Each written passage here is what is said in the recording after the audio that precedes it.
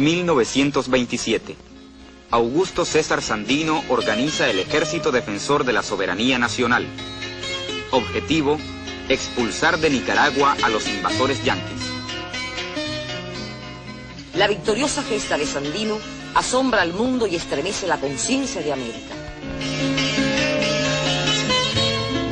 Sandino supo recoger, supo expresar ese espíritu independiente, esa ansia de libertad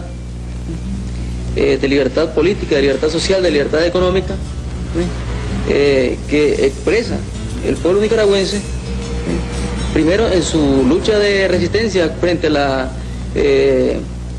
dominación española, y posteriormente en su lucha de resistencia frente a la intervención norteamericana. La Guardia Nacional siempre fue antinacional. El imperialismo norteamericano la armó y entrenó para servir como fuerza de ocupación en su propio país contra su propio pueblo.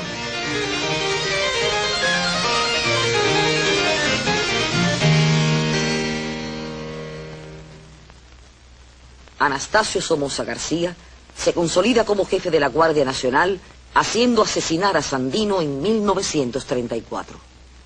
Sandino había dicho con palabras proféticas: nosotros iremos hacia el sol de la libertad o hacia la muerte. Y si morimos, nuestra causa seguirá viviendo, otros nos seguirán. La negra noche del somocismo se abate sobre Nicaragua. Pero en 1956, el poeta Rigoberto López Pérez anuncia que sus ideales representan la voluntad popular. He decidido, aunque mis compañeros no quieran aceptarlo, el tratar de ser yo el que inicie el principio del fin de esa tiranía. Yo lo que recuerdo es que entré a la lucha en contra de la dictadura, la lucha en contra de la dominación yanqui. Fui entrando a esa lucha en la medida que fui identificándome con aquellos diálogos que sostenía mi padre con unos amigos, y empezaba a descubrir yo cuando era niño, iba descubriendo que mi padre había sido un luchador contra la intervención yanqui, que había estado con Sandino, que había estado preso. Escuchaba las historias también de que mi madre había estado detenida. Crecí en el seno de una familia más bien conservadora. No eran sandinistas, es más, ni siquiera creo simpatizaban, con excepción de mi madre, que era una mujer excepcional, que tenía ideas progresistas, de izquierda, que había leído literatura marxista. Muchas veces Carlos Fonseca, a quien me une una casi familiar relación desde que vivíamos en Matagalpa. Yo era muy pequeña, él era un joven estudiante.